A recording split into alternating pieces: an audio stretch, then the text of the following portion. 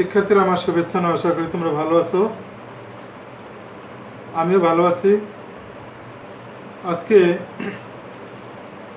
আমরা যৌথ মূলধনী কোম্পানির আর্থিক অবস্থার বিবরণী তোমাদেরকে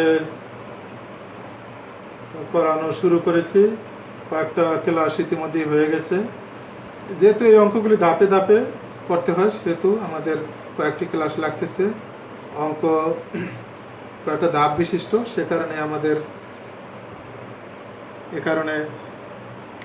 কয়েকটা ধাপে অঙ্ক শেষ করতে হচ্ছে। তোমরা যদি আজকে আমাকে দেখতে পাবে না, কিন্তু অঙ্ক এবং অঙ্কের বই তোমরা দেখতে পাবে।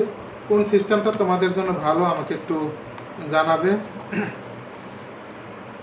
দেখো, আজকে আমি 812 পৃষ্ঠার সমস্যা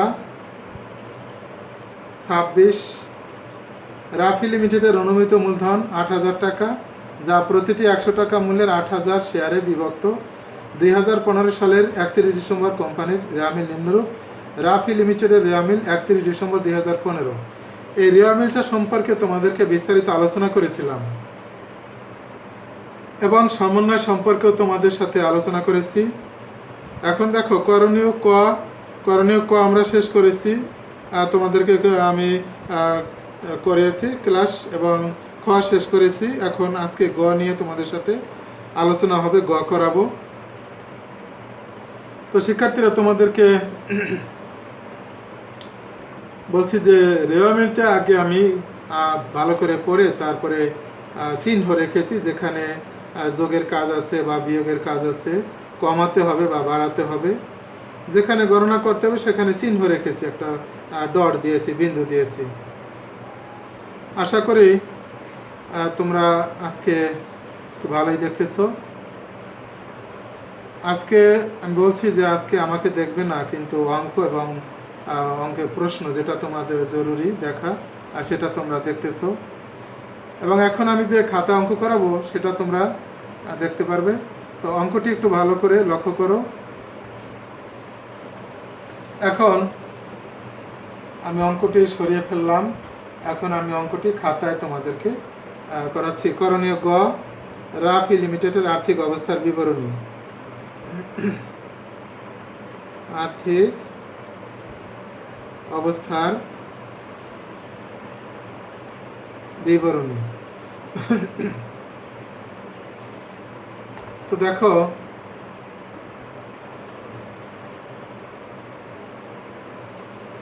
আর্থিক অবস্থার বিবরণী আমরা উপরে নিচেও করতে পারি, টি ছকেও করতে পারি, তোমাদের ইচ্ছা।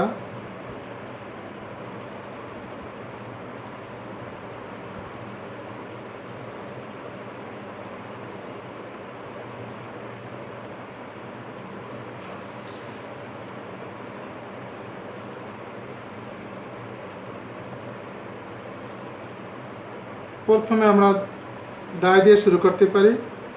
দায় ও মূলধন সমূহ, দায় ও মূলধন সমূহ, যেটা ভালো লাগে সেটা আমাকে তোমরা জানাবে। শেয়ার মূলধন,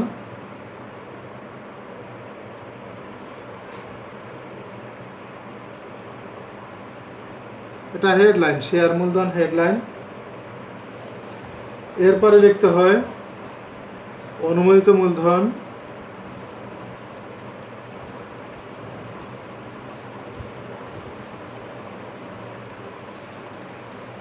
কোম্পানির মূলধনকে কয়েকটি ভাগে ভাগ করা যায়। অনুমোদিত মূলধন, ইস্যুকৃত মূলধন, তলবকৃত মূলধন, বিলেকৃত মূলধন, আদায়কৃত মূলধন। এগুলি আমাদের গুছিয়ে সাজিয়ে লিখতে হবে। এটা আর্থিক অবস্থার বিবরণী, এবং কোম্পানির যেহেতু সেটা আইন অনুযায়ী গুছিয়ে বা সাজিয়ে লিখতে হয়। প্রতিটি 100 টাকা মূল্যের 8,000 শেয়ার। তোমরা প্রশ্নের মধ্যে লক্ষ্য করেছো, দরকার হয় সেখানে আবার গিয়ে একটু দেখবে। প্রতিটি 100 টাকা মূল্যের 100 টাকা মূল্যের 8,000 শেয়ার, 8,000 শেয়ার, এখানে 100 গুণ 8,000, তোমাদের 8 লক্ষ টাকা হবে।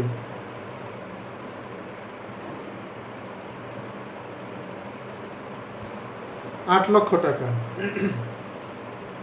এটাকে ডাবল দাগ দিতে হবে, ক্লোজ করতে হবে। এরপরে ইস্যুকৃত ও বিলিকৃত মূলধন। ইস্যু ও বিলিকৃত মূলধন। এখানে ইস্যুকৃত, বিলিকৃত, আদায়কৃত একই রকম, আদায়কৃত লেখা যায়, ও আদায়কৃত। ইস্যুকৃত, বিলিকৃত মূলধন ও আদায়কৃত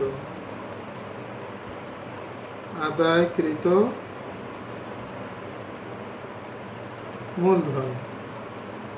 তোমরা রেয়ামিটার মধ্যে লক্ষ্য করবে প্রতিটি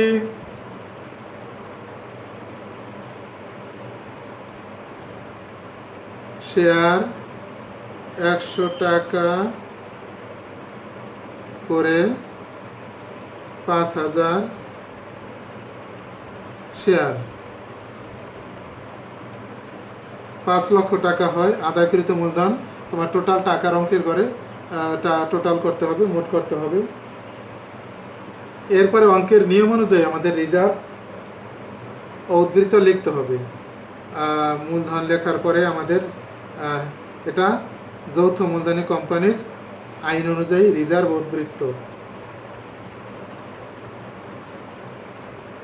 রিজার্ভ ও উদ্ধৃত যৌথ মূলধনী কোম্পানির আইন অনুযায়ী এগুলো এভাবে সাজিয়ে লিখতে হয়। আর যদি সাজিয়ে না লেখো তাহলে কিন্তু নম্বর কম আসবে, নম্বর কম হবে, নিয়মে ভুল হয়ে যাবে।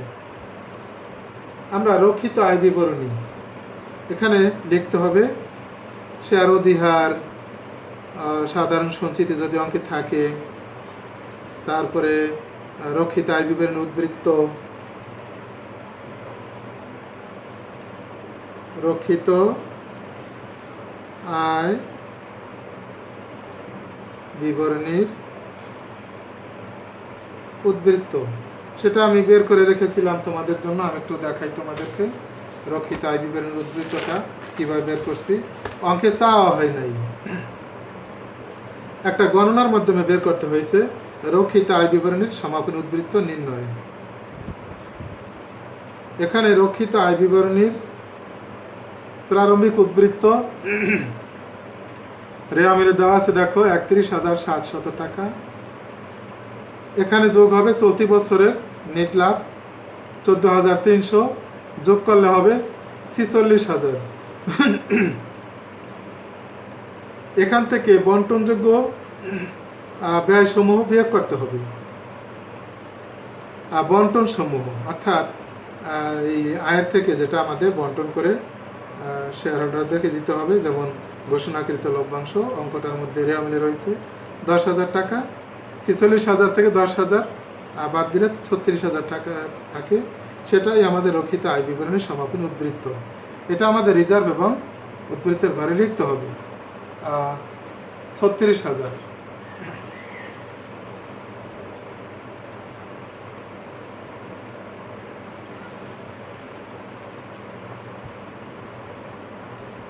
এরপরে রয়েছে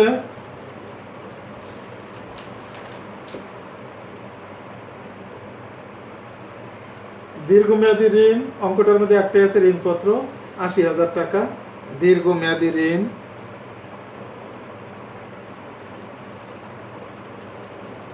দীর্ঘমেয়াদী ঋণ,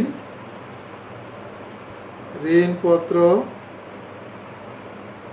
রয়েছে 80,000 টাকা।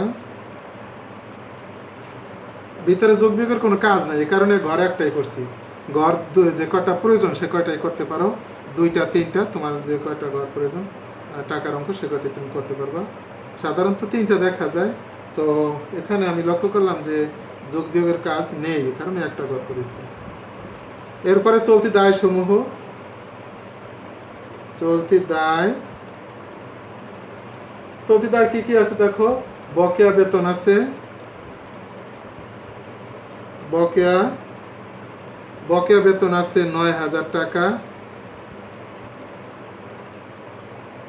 ঘর দুইটা করা যেত, তখন প্রথম ঘরে আমরা ৯,০০০ টাকা লিখতাম, চলতি দায় যোগ করে আমরা শেষের ঘরে লিখতাম। এখন এভাবে লেখা যায়। তারপরে ঋণের বকেয়া সুদ আছে দেখো ৭,২০০, পূর্বের অঙ্কে করানো হয়েছে। ঋণের বকেয়া সুদ ৭,২০০। অগ্রিম শিক্ষানবিশ সেলামি ৭,৫০০। অগ্রিম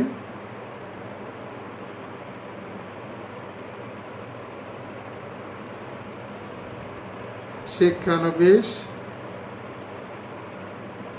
সেলামি ৭,৫০০ টাকা। কিভাবে হলো সেটা আয় ব্যয় বিবরণী যখন করেছিস তখন সেটা তোমাদেরকে দেখিয়েছিলাম। এখন শুধু টাকার অঙ্কটা দেখো। এরপরে আসছে প্রদেয় হিসাব ৬০,০০০ টাকা। প্রদেয় হিসাব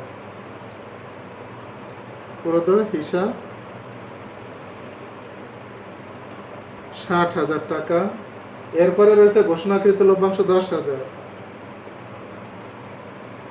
ঘোষণাকৃত লভ্যাংশ ১০,০০০। তাহলে আমাদের মোট দায় সমূহ আমরা এখন যোগ করে কি পাই? ৭,০৯,৭০০ টাকা। ৭,০৯,০০০ ডাবল দাগ দিয়ে দিলাম। আমরা ৭,০৯,৭০০ টাকা মোট দায় পেয়েছি। তোমরা একটু দেখো, ৭,০৯,৭০০ টাকা। জানি না কোন অংশ দেখা যায় কোন অংশ দেখা যায় না, তো আমি একটু ভিডিওটা লক্ষ্য করি যে দেখা যায় কি না। তো এখানে রাখলে টাকার অঙ্কটা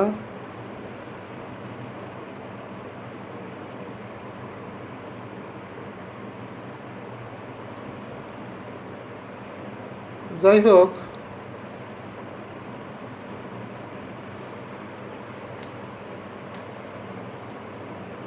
টাকার অঙ্কটা সম্ভবত দেখা যাচ্ছে। একটু এদিক সেদিক করতে হবে, এভাবে একটু রাখলে, এভাবে রাখতে হবে। তোমরা একটু লক্ষ্য করো, এতক্ষণ হয়তো বা কিছু অংশ দেখো নাই তোমরা, এখন পূর্ণাঙ্গ অঙ্কটা দেখা যাচ্ছে। তোমরা ভিডিওটা ক্লিক করে থামিয়ে অঙ্কটা তুলে নেবে, তাহলে ভালো হবে। তো আমি চেষ্টা করছি যাতে পূর্ণাঙ্গ অঙ্কটা দেখা যায়। তো যেহেতু সিস্টেমটা নতুন, তাই এই সিস্টেমটা নতুন, তোমরা একটু আমাকে জানাবে যে সিস্টেমটা আসলে কেমন হচ্ছে।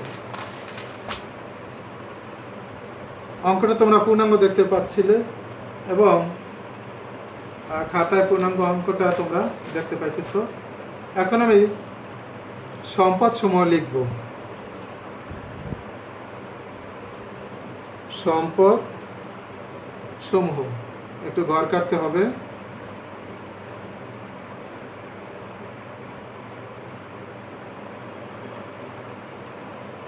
আমরা এখানে আগের মতোই, যেহেতু টাকার অঙ্কটা আমি আগেই প্লাস মাইনাস করে রেখেছি, তোমাদের যদি দুইটা ঘর প্রয়োজন হয় তবে সেটা তোমরা করবে।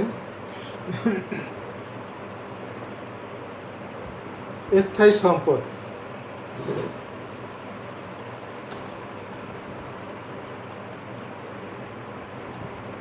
স্থায়ী সম্পদ, এটা একটা হেডলাইন। এর আন্ডার রয়েছে সুনাম। সুনাম ৮০,০০০ টাকা।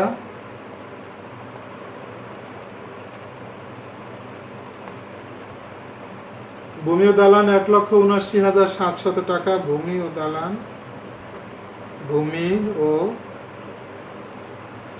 ১,৭৯,০০০, ১,৭৯,৭০০ টাকা। কল কবজা, কল কবজা রয়েছে ১,০০,০০০ টাকা।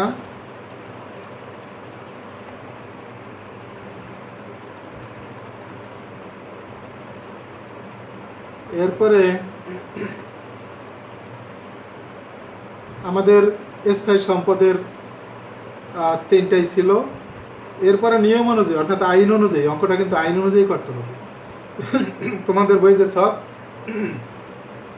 সেটা কোম্পানি আইন অনুযায়ী করা আছে এবং সেই ছক অনুযায়ী তোমাদের করতে হবে। এরপর আমার অঙ্কের ভিতরে বিনিয়োগ রয়েছে, সেটা আইন অনুযায়ী একটা হেডলাইন দিতে হবে, বিনিয়োগ।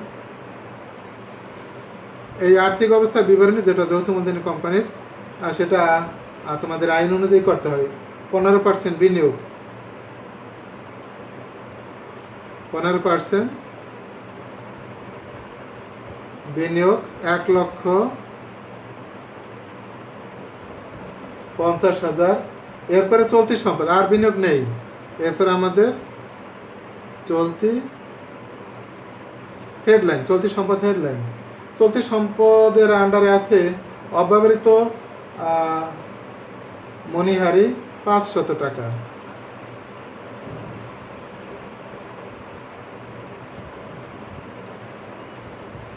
অব্যবহৃত মণিহারি 500 টাকা।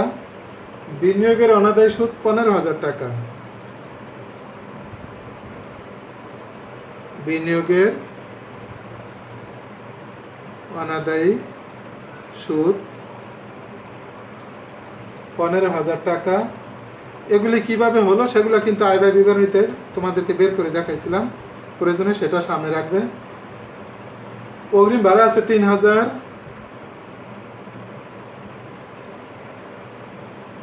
অগ্রিম ভাড়া 3,000। এরপরে প্রাপ্য হিসাব, প্রাপ্য হিসাবটা একটু বন্ধনীর ভিতরে আমি দেখানোর চেষ্টা করতেছি তোমাদেরকে। রেওয়া মিলে আছে 70,000, রেওয়া মিলে 70,000 আছে। সেখান থেকে নতুন অনাদায়ী পাওনা সঞ্চিতি আছে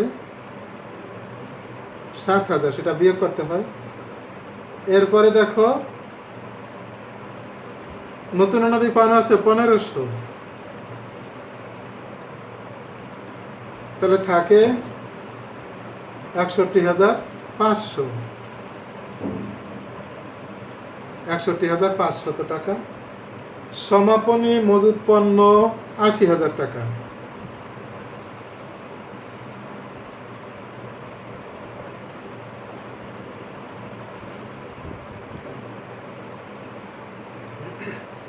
প্রারম্ভিক খরচ আছে, এটা আবার অসমন্বয়কৃত ব্যয়। প্রারম্ভিক খরচ কিন্তু আমাদের অসমন্বয়কৃত সম্পদ, এটা সম্পদে যাবে। বছর শুরু করার এটা বছর শুরু করার হিসাব, মানে কারবার শুরু করার হিসাব।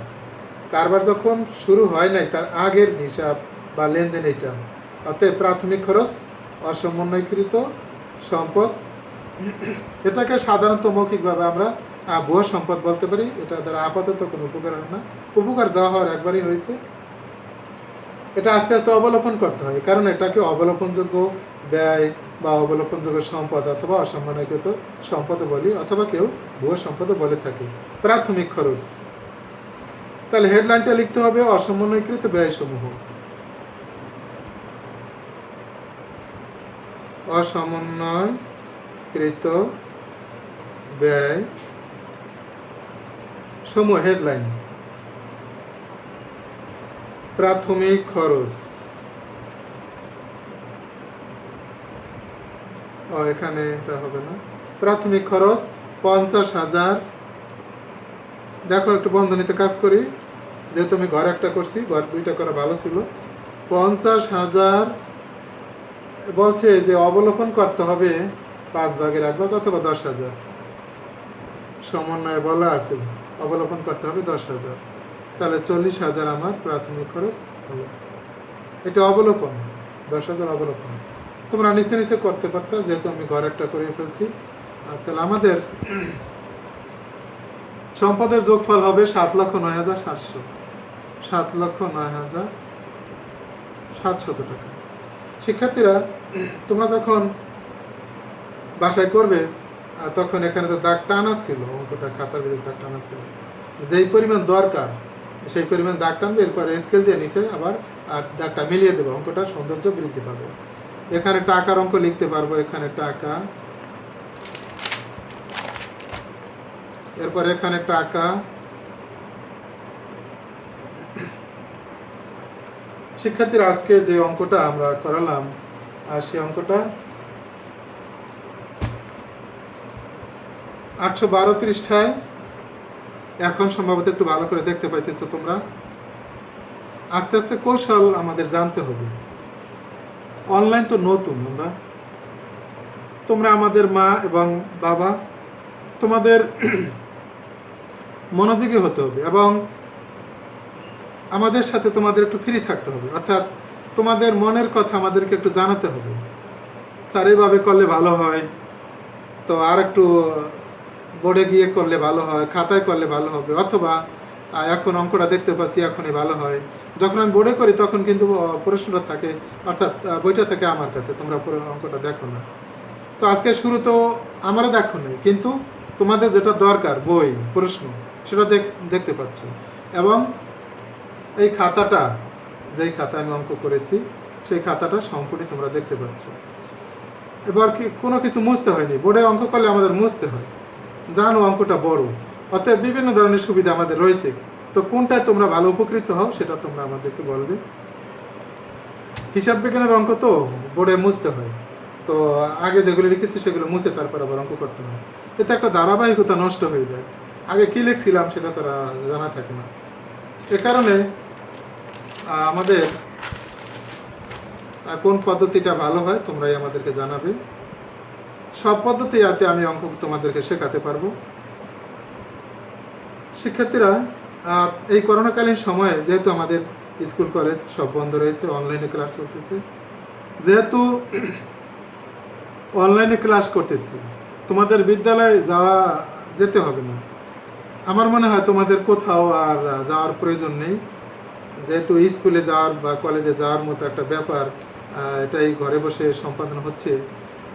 বাইরে না গেলেই ভালো, আর যদি একদম যেতেই হয় না যাওয়াটা ভালো। যদি যেতেই হয় তোমাদের অবশ্যই মাস্ক পরতে হবে, বাসায় এসে হাত সাবান দিয়ে ধুয়ে ফেলতে হবে, বাইরে সম্ভব হলে ঘন ঘন হাত স্যানিটাইজার দিয়ে পরিষ্কার করতে হবে। ভালো থাকো, সুস্থ থাকো এই কামনা করছি। আর তোমাদের সুবিধা অসুবিধা আমাদেরকে জানাবে। তোমরা জানো আমরা ফেসবুকে বা বিভিন্নভাবে আমাদের 23 তারিখের প্রাক নির্বাচনী পরীক্ষার রুটিন তোমাদেরকে দিয়েছি। তোমাদেরকে আবার বলছি, সিলেবাস আমরা মুখে বলি, অনলাইনে বলি, অনলাইনে হয়তো পেতেও পারো। তো আমি সিলেবাসটা কিভাবে দিয়েছি আমি তোমাদেরকে বলি। প্রাক নির্বাচনী পরীক্ষার যে সাজেশন অংশটুকু সেটা দিয়েছি দ্বিতীয় পত্রের প্রথম খণ্ড, অর্থাৎ আমরা তো এখন দ্বিতীয় পত্রের প্রথম খণ্ডে আছি। দেখো দ্বিতীয় পত্রের প্রথম খণ্ডে চ্যাপ্টার রয়েছে তোমার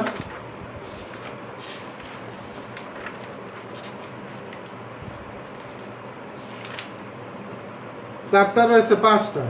দেখো চ্যাপ্টার 5টা রয়েছে, সেখানে অব্যবসায়িক থেকে অঙ্ক আসবে পরীক্ষায়, অংশীদারি থেকে অঙ্ক আসবে, নগদ প্রবাহ বিবরণী থেকে অঙ্ক আসবে, তারপরে যৌথ মূলধনী কোম্পানির মূলধন থেকে অঙ্ক আসবে। তো দিতে হবে 3টা। তা আশা করি তোমরা এই প্রথম খণ্ডের থেকেই অঙ্ক পাবে, বেশি টেনশন করার দরকার নেই। তো তোমরা ভালো থাকো আর সুস্থ থাকো এ কামনা করছি। আল্লাহ হাফেজ।